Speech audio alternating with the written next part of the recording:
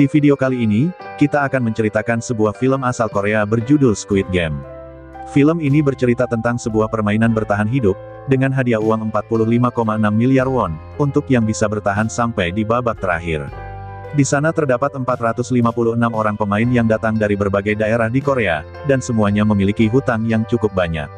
Oleh karena itulah, dalam permainan itu mereka rela melakukan apapun, agar bisa bertahan dan mendapatkan hadiah. Film dimulai dengan diperlihatkan seorang pria bernama Ji-hoon. Ia merupakan pekerja serabutan dan menjadi beban bagi ibunya. Oleh karena itu, istrinya kini meninggalkan Ji-hoon, dan menikah dengan lelaki lain, bahkan hak asuh putri mereka juga jatuh kepada sang istri. Di hari ulang tahun putrinya, Ji-hoon berniat memberikan hadiah, sehingga ia pun nekat mengambil uang ibunya, untuk kemudian dilipat gandakan dalam sebuah perjudian. Beruntungnya, dalam perjudian itu ia berhasil menang, dan mendapatkan uang yang cukup banyak. Namun begitu keluar dari arena perjudian, ia langsung dikejar oleh para rentenir yang menagih hutang, sehingga sontak Ji-hoon segera kabur untuk menyelamatkan uangnya. Namun sayang, ia malah tetap tertangkap, dan di sana ia mencoba bernegosiasi akan membayar setengah hutangnya. Namun saat Ji-hoon memeriksa sakunya, ternyata semua uangnya telah hilang. Dan ternyata saat ia dikejar sebelumnya, ia sempat menabrak seorang gadis, di mana ternyata gadis itu telah mencuri semua uangnya. Alhasil, karena tak bisa membayar hutang, rentenir itu pun memaksa Ji-hoon untuk menandatangani sebuah kontrak, di mana jika Ji-hoon tak bisa membayar hutangnya dalam waktu dekat, maka organ tubuhnya akan diambil dan dijual. Akibat dari kesialan hidupnya, kini Ji-hoon merasa sangat frustasi, terlebih karena di hari ulang tahun putrinya, ia tak bisa membelikan makanan yang enak, serta hadiah yang indah. Ia pun sangat sedih, dan merasa telah gagal menjadi seorang ayah. Suatu malam, di tengah keputusasaannya, tiba-tiba Ji-hoon dihampiri seorang pemuda, di mana ia memberikannya sebuah tiket masuk ke dalam sebuah permainan. Menurutnya, jika Ji-hoon berhasil menyelesaikan permainan, maka ia akan mendapatkan uang yang sangat banyak. Sontak mendengar hal itu, Ji-hoon pun langsung tertarik dan mau mengikuti apa kata pemuda tersebut. Singkat cerita, kini Ji-hoon dan juga ratusan orang lain dari berbagai tempat, yang memiliki nasib sama sepertinya dibawa menggunakan sebuah mobil. Di sana mereka pun dibius sebelum berangkat, hal itu bertujuan untuk menjaga kerahasiaan tempat permainan. Selain itu, di sana juga semua HP dan barang bawaan mereka disita, dan akan dikembalikan nanti saat mereka pulang. Tercatat dalam daftar, bahwa kini ada 456 peserta yang dikumpulkan di dalam sebuah ruangan besar. Dan ternyata, tempat permainan itu dikelola oleh orang misterius bertopeng hitam. Ia juga memiliki anak buah yang menggunakan pakaian serba merah seperti APD. Di tempat tersebut, mereka sangat menjaga kerahasiaan, bahkan identitas mereka tak boleh diketahui oleh siapapun. Di lain sisi, di sana terlihat Ji-hoon bertemu dengan beberapa peserta lain, di antaranya ada Sang-woo, yaitu teman masa kecil Ji-hoon, kemudian Il-nam, yaitu kakek-kakek yang penyakitan, lalu ada Ali, yaitu seorang pekerja asing, ada juga Doksu, yaitu seorang gangster, kemudian seorang wanita bernama Mir-yong, dan gadis asal Korea Utara bernama Sapyok, yaitu gadis yang sebelumnya mencuri uang Ji-hoon. Sehingga ketika Ji-hoon melihatnya, sontak ia pun marah dan berniat membalaskan dendamnya, namun untung saja para panitia datang. Di sana panitia menjelaskan, bahwa selama di sana mereka akan memainkan 6 permainan, adapun beberapa aturan yang harus disetujui oleh para pemain adalah 1. Pemain tidak boleh berhenti di tengah permainan. 2. Pemain yang menolak bermain akan langsung dieliminasi. 3. Permainan akan dihentikan jika mayoritas dari peserta menyepakatinya. Akhirnya, setelah menyetujui semua persyaratan itu, kini para peserta pun diarahkan ke ruangan berbeda, untuk memulai permainan yang pertama. Permainan pertama bernama lampu merah lampu hijau, di mana terdapat sebuah robot raksasa di ujung ruangan, yang akan bertugas sebagai penjaga. Saat robot itu berkata lampu hijau, maka para pemain harus bergerak secepat mungkin, agar mereka bisa segera sampai di garis finish sebelum waktu habis. Namun saat robot itu berkata lampu merah, maka para pemain tidak boleh bergerak, karena jika ketahuan oleh si robot, maka mereka akan langsung dieliminasi. Mungkin terlihat mudah, akan tetapi, maksud dari dieliminasi adalah bukan hanya sekadar dikeluarkan, tapi mereka akan ditembak hingga tewas. Dan karena hal itu, para peserta pun terkejut dan mulai berlarian untuk kabur, namun tindakan itu malah membuat mereka semua mati sia-sia. Sementara itu, beberapa pemain yang masih tersisa terpaksa harus terus melanjutkan permainan, meskipun ketakutan, mereka harus tetap berkonsentrasi agar bisa segera sampai di garis finish, dan tidak kehabisan waktu. Di sini pemain yang melewati garis finish sebelum waktu habis, maka ia akan dinyatakan lolos dari permainan pertama, dan mereka berhak maju ke permainan selanjutnya. Di lain sisi, Gi-hun yang sebelumnya tertinggal mencoba untuk berlari sekencang mungkin, di mana pada saat detik-detik terakhirnya, ia malah terpleset dan hampir jatuh, namun untung saja Ali berhasil menarik bajunya, sehingga ia bisa bertahan dan akhirnya lolos. Setelah waktu habis, mereka yang masih tersisa karena kehabisan waktu langsung dinyatakan kalah, dan langsung ditembaki satu persatu. Kini permainan selesai, terlihat pintu penutup area permainan tertutup, dan tempat tersebut seakan menghilang tak terlihat. Setelah menyelesaikan permainan pertama, kini para peserta pun kembali dikumpulkan, dan terlihat dari yang awalnya 456 peserta, kini hanya tersisa 201 peserta saja, yang artinya lebih dari 50%-nya gugur. Di sana para peserta yang masih tersisa sangat ketakutan, melihat apa yang terjadi di permainan pertama, sehingga mereka pun sepakat untuk menyudahi permainan ini dengan melakukan voting. Namun sebelum melakukan voting, di sini panitia mengingatkan kepada mereka, bahwa kini hadiah yang terkumpul sudah mencapai lebih dari 25 miliar, di mana hal itu diakumulasikan dengan jumlah peserta yang telah gugur. Sementara jika mereka memilih untuk berhenti, maka mereka akan dipulangkan tanpa membawa uang sepeser pun, dan sontak hal itu pun membuat pendirian mereka untuk pulang menjadi goyah. Akhirnya voting pun dilakukan, dan secara mengejutkan kini hasilnya imbang. Hingga pada akhirnya tinggal si kakek Ilnam, dan saat ia akan melakukan voting, akhirnya ia pun memilih untuk pulang, dan tidak melanjutkan permainan. Sontak para peserta pun berteriak bahagia, namun ada pula yang menyayangkan karena mereka harus kehilangan uangnya. Pada akhirnya, kini para peserta pun dipulangkan kembali ke daerah mereka masing-masing, dengan mata tertutup dan tanpa pakaian, hal itu tentu bertujuan untuk menghilangkan jejak. Singkat cerita, keesokan harinya Gi-hun memutuskan untuk pergi ke kantor polisi, dan ia berniat untuk melaporkan sindikat permainan yang kejam sebelumnya. Di sana ia pun menceritakan semua kejadian sejak awal mereka dibawa, sampai kembali lagi dipulangkan. Polisi yang mendengar semua ceritanya, hanya kebingungan dan tertawa, ia seakan tak percaya dengan perkataannya. Kemudian, Ji-hun memberikan tiket permainan yang ia dapatkan dari pemuda misterius sebelumnya, di mana dalam tiket itu terdapat sebuah nomor telepon yang bisa dihubungi. Namun ketika polisi mencoba untuk menghubungi nomor itu, ternyata kini yang mengangkatnya malah seorang wanita biasa, sehingga hal itu membuat polisi marah kepada Ji-hun, dan menganggapnya telah gila. Tak lama kemudian, seorang polisi bernama Junho datang ke kantor polisi tersebut, dan ia pun tertarik dengan tiket permainan yang dibawa oleh Gi-hun. Sehingga, di sana ia pun meminta identitas Gi-hun pada para polisi, dan Junho sepertinya mengetahui sesuatu yang janggal dari permainan tersebut, bahkan ternyata ia juga memiliki tiket yang sama persis dengan milik Gi-hun. Diketahui, tiket itu adalah milik kakaknya yang sudah lama menghilang, di mana Junho merasa kakaknya pasti ada di tempat permainan tersebut.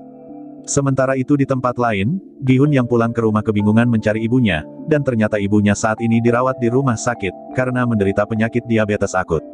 Tak hanya itu, bahkan dokter menyarankan untuk segera melakukan operasi, namun sang ibu memilih untuk pulang, karena ia tak sanggup membayar biaya pengobatan di rumah sakit. Sontak dengan hal itu, Gi-hun merasa sangat sedih dan kecewa, bahkan ia nekat meminjam uang pada mantan istrinya, demi bisa membayar biaya pengobatan ibunya. Namun di sana, yang ia dapatkan malah hinaan dari suami baru mantan istrinya, sehingga hal itu membuat Gi-hun marah, dan langsung menghajar lelaki tersebut. Kini Gi-hun sadar, bahwa ternyata apa yang dikatakan panitia permainan itu benar adanya, jika dunia luar jauh lebih kejam dari apa yang terjadi di dalam sana. Di mana mereka akan tetap dikejar hutang, dan mati di tangan rentenir. Hingga akhirnya, semua kenyataan pahit dunia membuat Gi-hun dan temannya yang lain, semua berniat untuk masuk lagi ke dalam arena permainan. Dan singkat cerita pada malam harinya, mereka semua pun berkumpul kembali, dan dijemput menggunakan mobil, untuk kemudian kembali mengikuti permainan itu. Namun yang berbeda, karena sudah tahu kini mereka bisa lebih mempersiapkan diri. Sementara itu, dari arah lain Junho ternyata juga ikut menyusup ke dalam mobil, di mana ia nekat masuk ke dalam arena permainan, agar bisa menemukan kakaknya yang hilang. Di sana ia pun menghajar seorang panitia, lalu mengambil dan memakai kostumnya, agar ia bisa menyamar tanpa diketahui oleh siapapun. Setibanya di sana, seperti biasanya para peserta pun kembali dikumpulkan dalam sebuah ruangan besar, namun hal yang berbeda, beberapa dari mereka sekarang datang dengan persiapan. Terlihat ada yang membawa barang-barang kecil, yang pasti bisa mereka gunakan untuk membantu melewati permainan. Di sini terlihat juga, dari 201 peserta sebelumnya yang pulang, kini ada 187 orang yang memutuskan untuk ikut kembali permainan itu. Sementara itu di lain sisi, terlihat Junho yang menyamar jadi panitia kebingungan, karena ia tidak tahu apa tugas panitia di sana, sehingga ia hanya mengikuti apa yang dilakukan panitia lain. Singkat cerita pada malam harinya, Sepyok yang membawa pisau kecil pergi ke toilet, dan ia mencoba menyusup lewat ventilasi dibantu Miryong. Akhirnya di dalam ventilasi itu, Sepyok melihat para panitia sedang membuat gulali dengan sangat banyak, namun ia tak tahu apa yang akan dilakukan dengan semua gulali tersebut. Keesokan harinya, para peserta pun bersiap kembali, dan mereka dikumpulkan untuk permainan kedua. Namun sebelum memulai permainan, di sana Sang Woo bertanya kepada Sepyok tentang apa yang ia lihat semalam. Dan ia pun berkata, bahwa permainan kali ini pasti permainan masa kecilnya, sedangkan Sepyok yang dari Korea Utara pasti akan kesulitan. Oleh sebab itu, Sepyok pun mengatakan bahwa ia melihat para panitia membuat gulali. Setelah mendengar hal itu, Sang Woo pun langsung teringat akan permainan masa kecilnya, di mana gulali itu dikeringkan, lalu diberi pola yang berbeda. Setelah itu mereka harus mengikis gula tersebut sesuai dengan bentuknya. Oleh karena itu, Sang Woo pun mengambil bentuk segitiga, yang merupakan bentuk paling mudah. Namun demikian, Sang Woo malah tidak memberitahu teman-temannya tentang hal itu, sehingga mereka memilih bentuk yang sulit. Terlihat Gi-hun malah mengambil bentuk payung, kemudian kakek Il-nam juga mengambil bentuk bintang. Sementara itu, peserta hanya memiliki waktu 10 menit untuk menyelesaikan permainan, dan peserta yang gagal membuat bentuk yang sesuai, maka seperti biasa mereka akan langsung dieliminasi dan ditembak. Sontak hal itu pun membuat para peserta ketakutan, sehingga mereka semua berusaha sekeras mungkin untuk mendapatkan pola yang diinginkan. Sementara itu di lain sisi, terlihat Miryong yang membawa korek api. Ia menggunakan korek itu untuk memanaskan jarum, agar gulali bisa lebih mudah untuk dilelehkan. Singkat cerita, peserta yang mengambil bentuk mudah satu persatu mulai berhasil, sementara peserta yang mengambil bentuk yang sulit, mereka semakin dikejar oleh waktu yang semakin berkurang. Sementara itu, kini Junho mulai dicurigai oleh panitia lain, karena ia terlihat kebingungan dan seperti tidak mengetahui tugasnya. Di menit-menit terakhir di permainan, Gi-hun mendapatkan ide cemerlang, di mana ia melihat bahwa gulali mereka memiliki pola, sehingga yang harus mereka lakukan adalah menjilati gulali itu, sampai bisa dipisahkan dari polanya. Sontak, para peserta lain yang melihat Gi-hun pun langsung mengikutinya, dan tak disangka hal itu pun sangat membantu, sehingga mereka berhasil menyelesaikan misi dengan aman. Namun di sana, nampak ada seorang peserta yang gagal, dan ia mencoba melawan seorang panitia. Oleh karena itu, panitia yang lain langsung menembak peserta yang tersisa, agar mereka juga tidak melawan. Di sana peserta itu pun menodongkan pistol ke arah panitia tersebut, lalu memintanya untuk membuka topeng. Namun ketika panitia membuka topengnya, ia pun langsung ditembak oleh penyelenggara permainan, di mana semua panitia juga telah memiliki perjanjian, yaitu dilarang menunjukkan identitas mereka, kecuali saat berada di dalam kamar dan sendirian. Tentu saja, semua itu dilakukan untuk menjaga kerahasiaan dari permainan tersebut. Singkat cerita, para peserta yang berhasil menyelesaikan tantangan gulali, kini mereka diberikan makanan untuk masing-masing orang. Terlihat Doksu, Miryong, dan para anak buah mereka yang tidak puas dengan pembagian itu, mereka memilih untuk mengantri lagi, untuk mendapatkan makanan lagi. Namun ternyata, jumlah makanan itu sudah disesuaikan dengan jumlah peserta, sehingga karena ulah Doksu, beberapa peserta tidak mendapatkan bagian.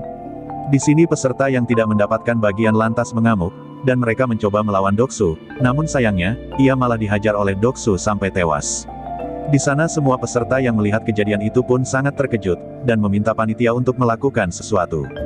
Namun ternyata, panitia sama sekali tidak peduli, bahkan mereka malah menunjukkan uang hadiah, di mana setelah tereliminasinya seorang peserta, maka hadiah uangnya akan semakin bertambah. Melihat hal itu, Doksu dan para anak buahnya berpikir untuk membunuh peserta lain, agar saingan mereka menjadi berkurang, dan hadiah semakin besar. Akhirnya saat ini, para peserta pun secara tak sengaja terbagi menjadi beberapa kelompok, di mana mereka saling bekerja sama untuk mempertahankan anggotanya. Sementara itu di lain sisi, terlihat seorang peserta sedang melakukan sesuatu dengan beberapa panitia. Ternyata peserta itu adalah seorang dokter, di mana ia dan panitia lain melakukan suatu kejahatan, yang ternyata tidak diketahui oleh sang penyelenggara permainan. Di mana para panitia itu melakukan jual beli organ, dari para peserta yang sudah mati, dan si dokter ditugaskan untuk mengambil organ-organ mereka, dengan imbalan ia akan diberikan bocoran tentang permainan selanjutnya. Sebelum permainan selanjutnya dimulai, pada malam harinya seperti biasanya lampu ruangan dimatikan, agar peserta bisa beristirahat. Namun ternyata dalam kegelapan itu, Doksu dan anak buahnya malah berniat untuk membunuh para peserta, sehingga di malam itu ruangan dipenuhi dengan teriakan kesakitan dan darah di mana-mana. Dalam situasi itu, Gi-hun dan Ali langsung bergerak untuk menyelamatkan kakek Il-nam, namun ternyata mereka tak bisa menemukan si kakek di kasurnya, dan ternyata kakek Il-nam sudah menyelamatkan diri dengan naik ke tempat yang paling atas, dan di sana pun ia berteriak meminta para peserta untuk berhenti saling membunuh. Akhirnya tak lama kemudian, para panitia pun datang dan mengamankan situasi, di mana ruangan itu kini terlihat sangat berantakan, disertai mayat yang berserakan. Singkat cerita, keesokan harinya, peserta pun dikumpulkan kembali untuk mengikuti permainan selanjutnya, di mana kali ini mereka diminta untuk membuat tim yang berisikan 10 orang. Sementara si dokter yang sudah mengetahui bocoran permainan, ia sengaja memilih Doksu dan anak buahnya sebagai tim, karena permainan selanjutnya adalah tarik tambang. Sementara di lain sisi, Gi-hun dan peserta lain yang tidak tahu memilih teman-teman terdekat mereka, bahkan tim Gi-hun dipenuhi oleh 3 wanita dan 1 kakek-kakek, sehingga tim Gi-hun pun menjadi sasaran empuk bagi tim lainnya. Di sini tarik tambang yang akan mereka mainkan bukanlah tarik tambang biasa, di mana mereka akan bertanding di atas ketinggian, sehingga salah satu tim yang kalah akan jatuh dan meninggal. Singkat cerita, tibalah saat Ji-hun akan melawan tim lain yang lebih kuat. Di sini mereka merasa putus asa, apalagi melihat anggota timnya. Namun sebelum permainan dimulai, di sana kakek Ilnam membagikan cara yang biasa ia pakai saat bermain tarik tambang, di mana yang mereka perlukan hanyalah kerjasama tim dan saling percaya. Pada awalnya cara yang diberikan itu berhasil, namun karena pihak lawan sangat kuat, mereka pun tetap saja tak bisa mengalahkannya. Hingga pada saat detik-detik terakhir, Sang-woo memimpin para anggota tim untuk melakukan trik berbahaya, di mana ia menyuruh semuanya untuk maju 3 langkah, agar tim lawan terjatuh, setelah itu menarik tambangnya lagi dengan kencang. Akhirnya, dengan trik itu kini mereka dapat memenangkan permainan, dan di akhir permainan, terlihat dari 80 peserta kini tersisa tinggal 40 peserta yang masih bertahan. Sementara itu, setelah permainan usai seperti biasa si dokter akan dipanggil, yaitu untuk melakukan operasi pengambilan organ. Di mana saat itu, Junho yang masih menyamar diminta oleh seorang panitia untuk ikut melakukan pengiriman organ, dan di sana pun ia terkejut melihat semua itu, di mana mereka mengambil organ-organ penting dari mayat peserta yang sudah tereliminasi, lalu kemudian organ-organ itu nantinya akan dijual untuk mendapatkan uang. Setelah menyelesaikan tugasnya, kini si dokter meminta imbalannya pada para panitia, namun para panitia itu mengaku belum mengetahui apa permainan selanjutnya, sehingga hal itu membuat si dokter marah, karena jika malam ini ia tidak mendapatkan info apapun, maka Doksu akan langsung membunuhnya. Akhirnya, dengan pisau operasi si dokter pun langsung membunuh seorang panitia, dan setelah itu ia pun langsung kabur dari ruangan, lalu dikejar oleh seorang panitia. Hingga akhirnya, kini mereka pun tiba di ruang permainan sebelumnya, di mana si panitia mencoba untuk menenangkan si dokter, karena ia tak ingin frontman, atau si penyelenggara permainan mengetahui rahasia mereka. Namun sayangnya, keributan itu pun diketahui oleh frontman, sehingga ia yang tak ingin membuang waktu pun, langsung membunuh si panitia dan juga si dokter. Di mana ternyata, frontman ini sebenarnya tidak masalah dengan kejahatan yang lakukan panitia, yaitu menjual organ peserta di belakangnya. Namun dalam permainan itu, frontman sangat menjunjung tinggi sportivitas, sehingga ia tak ingin ada peserta yang diperlakukan spesial, karena setiap orang berhak mendapatkan kesempatan terakhir untuk mempertahankan hidupnya dengan adil. Sementara itu di waktu yang sama, Junho dan seorang panitia yang ditugaskan menjual organ, mereka menyusup lewat pintu rahasia. Namun ternyata, setelah melewati jalan rahasia itu, panitia itu pun menodongkan pisau ke arah Junho, di mana ia selama ini sudah curiga pada Junho. Akhirnya, untuk melindungi diri Junho pun mengeluarkan pistolnya, dan dengan pistol itu ia pun membunuh si panitia, lalu menyusup masuk ke dalam ruangan frontman. Sementara di lain sisi, frontman dan para panitia lain kini sudah menemukan mayat panitia yang tertembak, dan dari peluru di kepalanya frontman pun mengetahui, jika peluru itu berasal dari pistol polisi. Alhasil, kini ia mengerahkan semua panitia untuk mencari penyusup tersebut, sementara Junho yang menyusup ke ruangan frontman mencoba untuk mencari tahu informasi tentang kakaknya. Dari puluhan dokumen di sana, ia pun menemukan fakta bahwa kakaknya pernah menjadi peserta dalam permainan tersebut. Tak lama kemudian, permainan selanjutnya pun sebentar lagi akan dimulai. Terlihat ketika peserta dalam perjalanan menuju ke tempat permainan, mereka pun diperlihatkan mayat si dokter dan mayat panitia yang lain. Di sana mereka mengingatkan bahwa itu juga bisa terjadi pada mereka jika berbuat curang. Pada babak kali ini, peserta diharuskan berpasangan 2 orang, di mana jumlah peserta saat ini ada 39, di mana akan ada 1 orang yang tidak memiliki pasangan. Terlihat saat itu, tidak ada peserta yang mau berpasangan dengan kakek Ilnam, karena mereka takut babak ini akan membutuhkan kekuatan seperti sebelumnya. Akhirnya, Gi-hun yang merasa kasihan memutuskan untuk berpasangan dengan kakek Ilnam, sementara Mir-yong yang tidak mendapatkan pasangan ia dibawa oleh para panitia. Di babak ini para peserta diberikan sebuah kantong berisi 10 kelereng, di mana dalam waktu 30 menit peserta harus mendapatkan 20 kelereng, yang bisa mereka dapatkan dari pasangan masing-masing. Sementara di lain sisi, kini penyakit kakek Ilnam kambuh, sehingga ia tidak peduli dengan permainan dan berkeliling di sekitar arena, dan hal itu tentu membuat Gi-hun panik dan terpaksa membentak si kakek. Tak lama kemudian, akhirnya kakek Il-nam pun sadar, dan mereka memutuskan untuk bermain tebak-tebakan. Di mana mereka hanya perlu menebak jumlah kelereng di tangan lawan, apakah jumlahnya ganjil atau genap, dan jika benar maka kelereng di dalam tangan akan diberikan. Tak disangka, ternyata berkali-kali kakek Il-nam menebak dengan benar, dan ia pun memenangkan banyak kelereng. Di lain sisi, Sang Woo yang berpasangan dengan Ali memutuskan untuk bermain secara adil, di mana Ali berhasil menang dan mendapatkan kelereng yang cukup banyak. Di sana Ali merasa bersalah dan tidak tega pada Sang Woo, namun ternyata Sang Woo memanfaatkan kepolosan Ali, sehingga ia menipunya dan mengambil semua kelereng Ali, kemudian menukar kelereng Ali dengan batu. Di lain sisi, Sep Yok yang berpasangan dengan Ji Yong, mereka memilih untuk mengobrol bersama, dan dari sana Ji Yong pun memutuskan untuk mengalah, lalu membiarkan Sep Yok lolos dari permainan karena ia sebatang kara.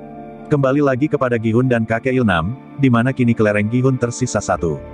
Pada saat itu, ternyata tebakan Gi-hun salah lagi, namun untungnya penyakit kakek kambuh, dan ia lupa apa tebakan dari Gi-hun. Karena hal itulah, kini Gi-hun mengganti tebakannya, sehingga ia berhasil menang.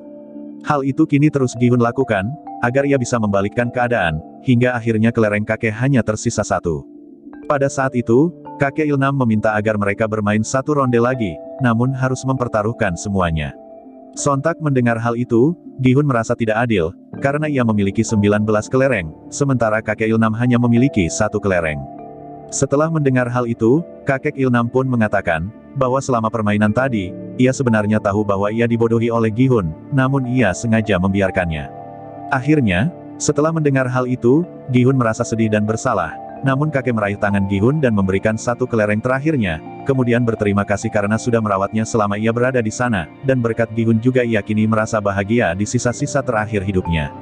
Lalu kemudian, tepat setelah mengatakan hal itu, tiba-tiba waktu pun habis, dan kakek Il-nam pun dinyatakan tereliminasi dan ditembak, begitupun juga peserta lain yang tidak mendapatkan kelereng. Di mana para peserta yang kembali ke ruangan sangat terkejut, karena ternyata, Mir-yong yang sebelumnya tidak mendapat kelompok dan dibawa panitia, ternyata ia tidak dieliminasi dan masih selamat. Di sisi lain, terlihat frontman masih khawatir, karena ia dan anak buahnya belum bisa menemukan penyusup di dalam arena, sementara sebentar lagi para investor VIP akan datang berkunjung untuk melihat permainan secara langsung. Oleh karena itulah, ia kini meminta para panitia untuk selalu waspada dan memperketat keamanan, serta agar terus mencari si penyusup sampai dapat. Singkat cerita, keesokan harinya, para tamu VIP yang ditunggu akhirnya tiba, di mana ternyata mereka adalah para pengusaha kaya di dunia, yang menginvestasikan uang mereka sebagai taruhan dalam permainan kejam ini. Di sana mereka pun disambut langsung oleh frontman, di mana terlihat mereka juga menggunakan topeng seperti frontman, hal itu untuk menyembunyikan identitas mereka. Pada saat itu, frontman menyambut dan melayani para tamu VIP untuk mewakili tuan rumah, di mana sang tuan masih memiliki urusan yang lain.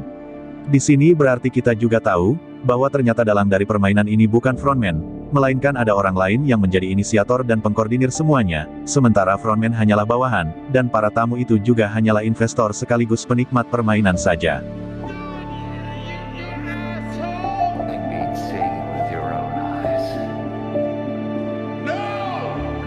Sementara itu di lain tempat, Junho yang sedang menyusup dan masih bersembunyi, dia memutuskan untuk merampas topeng dan pakaian pelayan. Hal itu dilakukan agar ia bisa lebih dekat dengan tamu VIP, sekaligus mengambil beberapa video sebagai barang bukti untuk melaporkannya. Lalu tak lama kemudian, permainan kelima pun siap dimulai. Namun sebelum permainan dimulai, di sini para peserta yang tersisa diminta untuk memilih rompi, di mana di dalamnya bertuliskan nomor 1 sampai 16, dan pastinya pemilihan rompi itu akan menentukan nasib mereka pada permainan kali ini. Akhirnya, para peserta yang ketakutan pun segera mengambil nomor tengah, karena menganggap jika nomor itu pasti lebih aman.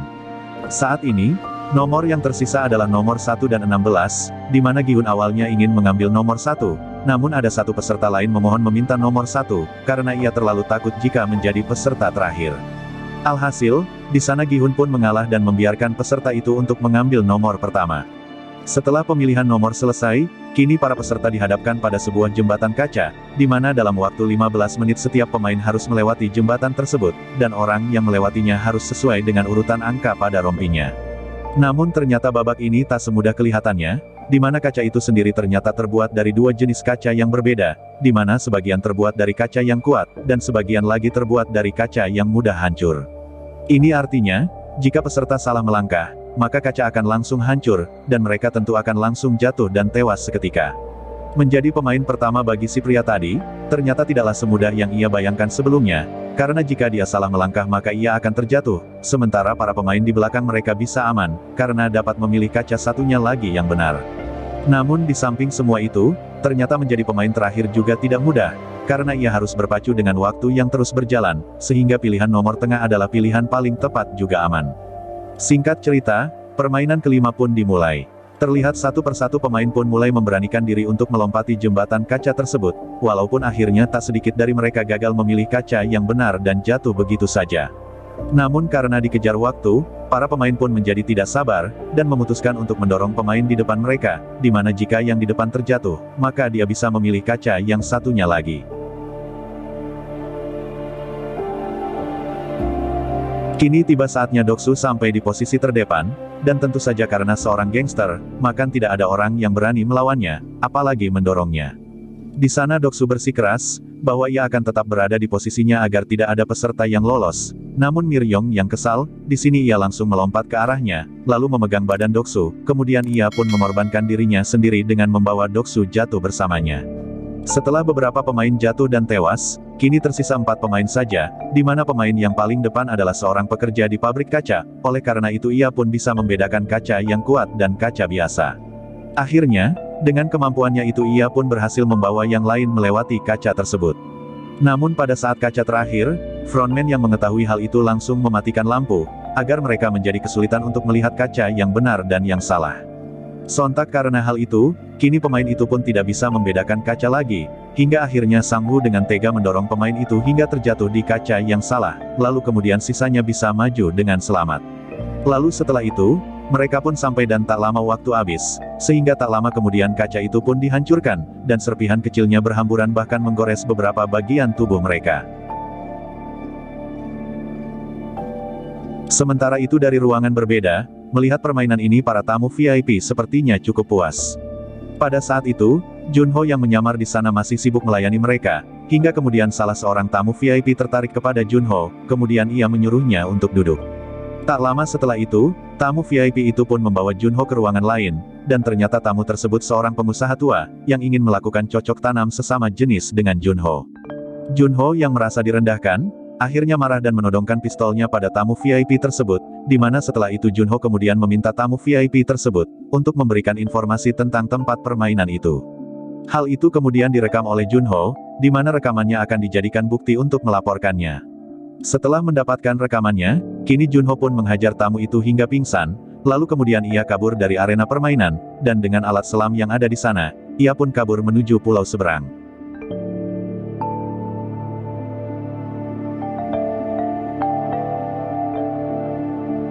Pada akhirnya, frontman yang mengetahui hal itu, kini ia langsung mengerahkan beberapa anak buahnya untuk mencari Junho, sementara di lain sisi, kini Junho telah sampai di pulau seberang. Di sana Junho berniat menghubungi ketua polisi, untuk meminta bantuan sekaligus mengirimkan bukti yang ia dapat sebelumnya. Namun karena pulau tersebut dikelilingi lautan dan jauh dari pemukiman, di sana ia tak bisa mendapatkan sinyal, sehingga ia pun memutuskan untuk mendaki ke tempat yang lebih tinggi untuk mencari sinyal. Tak lama kemudian, kini frontman dan anak buahnya telah sampai di pulau tersebut, dan mereka pun langsung menyusuri pulau itu untuk menangkap Junho. Sayangnya sebelum Junho bisa mengirim bukti tersebut, ia pun akhirnya tertangkap oleh frontman dan anak buahnya. Dan di saat detik-detik terakhir Junho, di sana frontman pun akhirnya membuka topeng hitamnya itu. Di mana tak disangka, ternyata sosok pria di balik topeng frontman ternyata adalah kakaknya sendiri, yang selama ini ia cari-cari.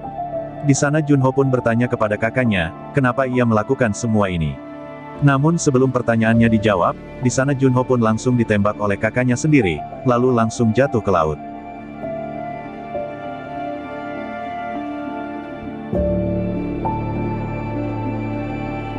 Kembali lagi ke para pemain, di mana yang berhasil lolos adalah Sang Woo, Sepyeok, dan Gi-hun. Di sana mereka pun dipersilahkan untuk mengganti pakaian baru, kemudian disajikan makan malam bersama. Terlihat, ketika Sepyeok mengganti pakaiannya, ternyata perutnya terkena pecahan kaca sebelumnya, sehingga kini ia pucat dan darah terus mengalir dari perutnya. Di sana ia pun merobek seragam lamanya, kemudian menutupi luka itu dengan kain tersebut. Tak lama kemudian, kini Gi-hun dan yang lainnya pun dihidangkan makanan lezat, di mana itu adalah untuk pertama kalinya mendapat hidangan mewah.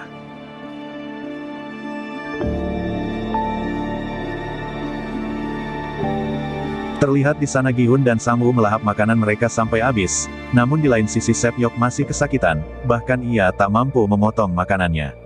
Setelah makan malam itu selesai, mereka pun diberikan sebuah pisau kecil, di mana Gi-hun yang masih marah pada Sang-woo karena tega membunuh pemain sebelumnya, ia pun berniat untuk membunuh Sang-woo dengan pisau tersebut, kemudian memenangkan permainan dengan Sep-yok. Oleh karena itu, di sana Gi-hun pun mendatangi Sep-yok, dan mengajaknya untuk bekerja sama.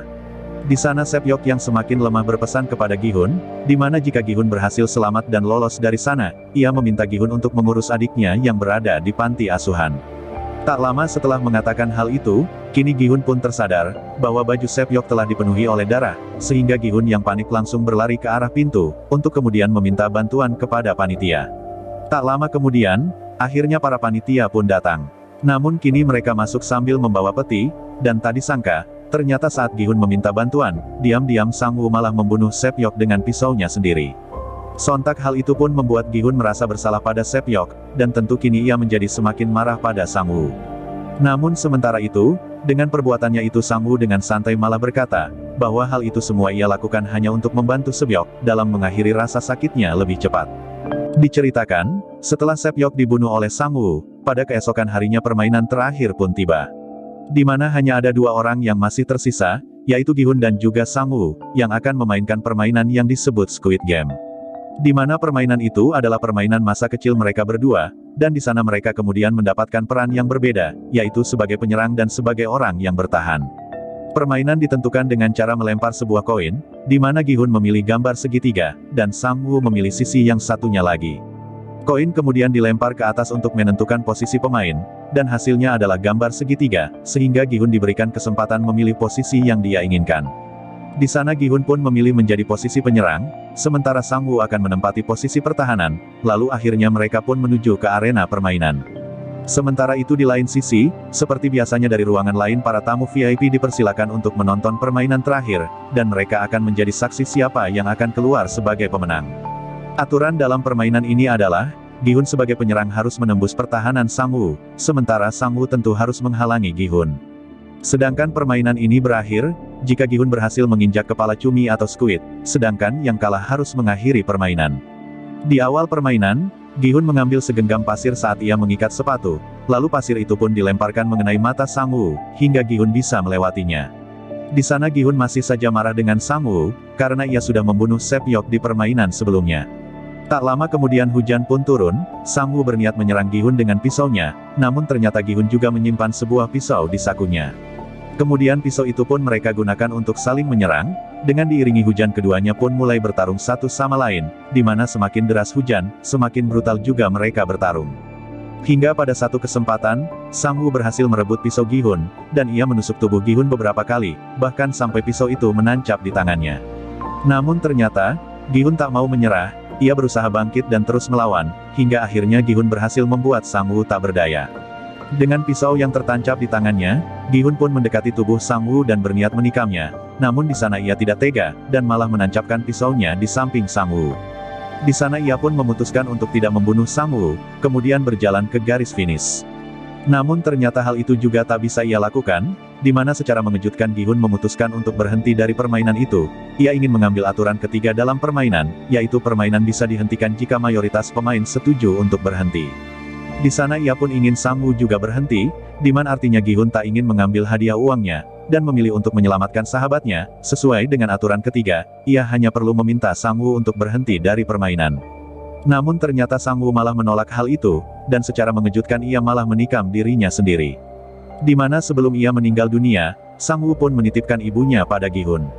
Akhirnya, dengan meninggalnya Sang-woo di babak ini, maka secara aturan Gi-hun pun dinyatakan sebagai pemenang, dan ia berhak mendapatkan hadiah permainan. Singkat cerita, kini Gi-hun pun diantarkan pulang kembali.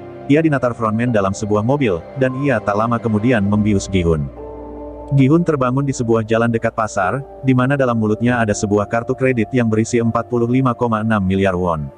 Dia pun mengambil 10.000 won untuk ongkos pulang, seakan tidak percaya dan seakan mimpi buruk, dia kembali pulang ke rumahnya. Pada saat perjalanan pulang, dia dipanggil ibunya Sang-woo, kemudian si ibu pun menyerahkan beberapa makanan untuk dimakan oleh Gi-hun dan ibunya di rumah. Sementara itu, Gi-hun malah tetap diam dan memberikan uang yang diambil di ATM sebelumnya. Di mana si ibu pun malah menolaknya, dan ia memintanya untuk memberikan uang itu ke ibunya saja. Saat Gi-hun berjalan beberapa langkah, Ibu Sang-woo menanyakan kabar putranya, namun dia tidak dapat menceritakan apapun yang terjadi. Bak jatuh tertimpa tangga, saat ia sampai di rumah, dia mendapati ibunya terbaring di lantai sudah meninggal. Walaupun dia sudah melakukan semuanya, ibunya tetap saja meninggal dan belum sempat ia bawa ke dokter. Gi-hun pun memeluk ibunya, ia berjuang menahan air mata, di mana sampai saat ini ia belum mampu membantu ibunya, seakan apa yang telah diperjuangkan olehnya itu sia-sia. Singkat cerita, 1 tahun kemudian penampilan Gi-hun kini semakin berantakan. Saat sedang duduk sendirian di pinggir danau, ia pun ditawari bunga oleh seorang wanita tua, di mana ternyata di dalam bunga itu terdapat amplop hitam yang berisi kartu permainan. Di sana juga terdapat tulisan tempat yang harus didatangi, yaitu tanggal 24 Desember jam 11.30 malam, apartemen mewah lantai 77. Singkat cerita, sesampainya di tempat tujuan, Gi-hun dengan sangat terkejut melihat kakek Ilnam yang sedang dirawat. Di mana sejauh yang ia ketahui, seharusnya saat ini kakek Ilnam sudah mati, pada saat permainan kelereng. Namun tak diduga, kakek Ilnam ternyata adalah tuan rumah sekaligus atasan frontman, yang artinya kakek Ilnam ini adalah dalang di balik permainan Squid Game. Kakek Ilnam mencari nafkah dari meminjamkan uang terhadap orang lain, ia pun mengaku, meski ia memiliki uang yang banyak, ia tidak bahagia sama sekali, karena ia tidak tahu bagaimana cara menghabiskan semua uangnya itu. Sementara dengan kondisi tumor di otaknya, dan juga hidupnya yang diprediksi sudah tidak lama lagi, ia pun memikirkan cara untuk bersenang-senang. Pada saat itu ia pun teringat akan masa kecilnya yang selalu bahagia, dan setiap hari menghabiskan waktu dengan bermain bersama teman-teman. Oleh sebab itulah, ia pun dan orang-orang kaya lainnya di dunia menciptakan arena permainan itu, di mana permainannya diambil dari permainan anak-anak, agar ia bisa menikmati kebahagiaan dengan ikut bermain sebelum ia meninggal dunia. Mendengar hal itu, sontak Gi-hun pun menjadi sangat marah. Bagaimana tidak, mereka rela mengorbankan ratusan nyawa hanya untuk bersenang-senang. Namun mendengar hal itu, di sana kakek Ilnam pun kembali menegaskan, bahwa sejak awal ia tak pernah memaksa siapapun untuk ikut ke dalam permainan itu, bahkan Gi-hun juga setelah pulang malah memutuskan untuk datang, dan mengikuti permainan itu lagi dengan sendirinya. Lalu kemudian, dengan tulus kakek Ilnam pun berterima kasih kepada Gi-hun, karena ia sudah memberikan kebahagiaan dengan menjadi teman bermainnya di sisa-sisa akhir hidupnya. Lalu tak lama kemudian, setelah mengatakan hal itu kakek Ilnam pun meninggal dunia, tepat pada jam 12 malam.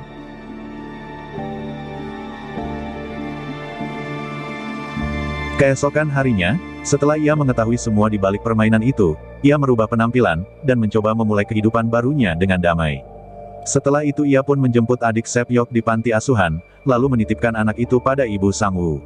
Tak lupa sebelum pergi, ia juga menyerahkan sebuah koper, di mana si ibu menyangka itu adalah pakaian, namun ternyata isinya adalah uang. Di sana juga tertulis, bahwa ini adalah uang Sang-woo yang pernah ia pinjam sebelumnya. Akhirnya film berakhir, dengan diperlihatkan Gi-hun yang akan pergi menyusul putrinya ke Amerika, namun sebelum pergi ia melihat seorang pria misterius yang sedang bersama korban permainan selanjutnya. Melihat hal itu Gi-hun pun merebut kartu tersebut, lalu ia menelpon frontman, dan di sana ia berjanji kepada frontman bahwa ia akan membalas semua perbuatan busuk mereka, dan film pun selesai. Setelah berakhirnya episode 9 ini, ada kemungkinan akan ada season 2 Squid Game, untuk kembali menceritakan orang-orang baru yang akan mengikuti permainan, dan juga Gi-hun yang akan kembali bermain untuk balas dendam. Di sini juga berarti kita tahu, bahwa meskipun kakek Ilnam sudah meninggal, arena tersebut masih tetap berjalan dan dikendalikan oleh frontman. Hal ini tentu menyisakan banyak pertanyaan, tentang siapa sebenarnya dalang di balik semua ini, apakah akan ada sosok baru yang terbongkar, atau apakah di sini kakek Ilnam hanya pura-pura mati, seperti yang ia lakukan sebelumnya. Terima kasih, sampai jumpa di video selanjutnya.